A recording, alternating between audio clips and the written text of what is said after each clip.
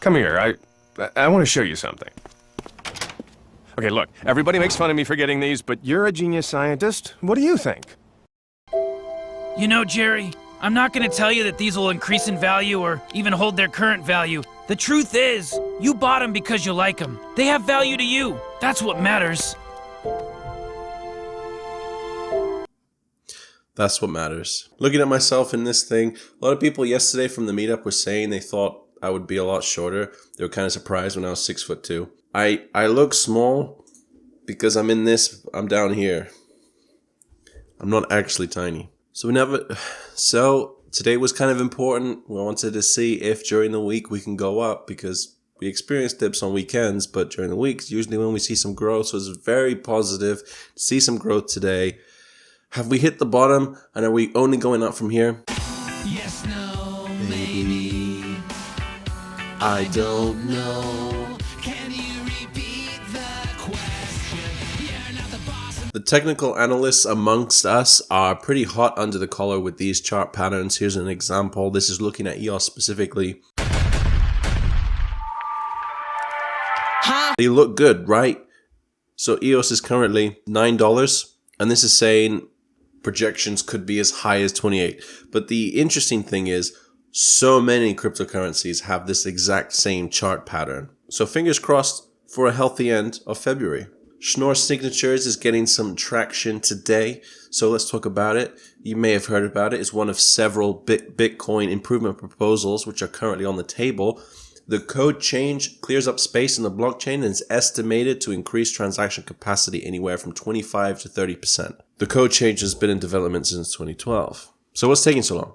Well, possible attack vectors. When you're dealing with a hypothetical or a theoretical amount of $150 billion, you better make sure there are no attack vectors when you introduce it, because holders of some of that money are not going to be happy if they get their Bitcoin stolen. One of the interesting things about Schnorr Signatures, in the early days there was attack vectors discovered, but as Bitcoin developer Peter Wool has said that there's been no issues discovered now, so it sounds like we could get it soon, but Bitcoin developer, what's his name? Nicholas Dorier estimates it could take a couple of years to implement still. That was a YouTube video he put out. I'm sure he'd get quite a few dislikes. But what's 30% when you can have Lightning, right? Why am I even wasting your time talking about a 30% transactional capacity increase when Lightning's coming, right?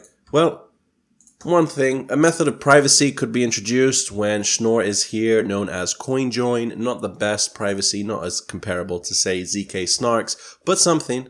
So that's pretty cool. You know how many words I had to add to my Word document dictionary for this episode? Schnorr, Schnark, Peter with an I might as well be talking a different language. The Arizona Senate votes in to be able to pay their taxes in cryptocurrency.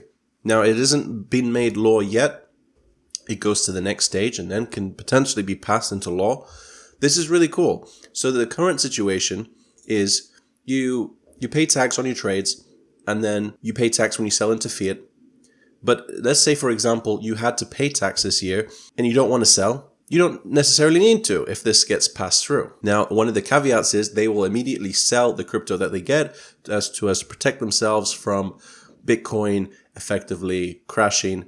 They will accept other currencies, one or two, Ethereum, Litecoin, I believe. But it's not like Bitcoin ever crashes anyway. So what is ETH? That's another one for the spell checker dictionary. Platform allows for trading and discussion, but mainly the trading, I suppose, of ERC20 compatible tokens and Ethereum-based crowd sales. It's been in development for a little while. But what's next? Doge Finex. EOS Finex. Actually, maybe. The platform launch will also come with their own token launch because, hey, who wouldn't like to print their own money? You might as well. It will be called the Nectar token and it will be distributed to users of the platform as sort of like a reward incentivized thing. Now, the thing that was interesting to me was ERC20 tokens. Are we going to get all ERC20 tokens? We're going to have automatic listing? I don't think so.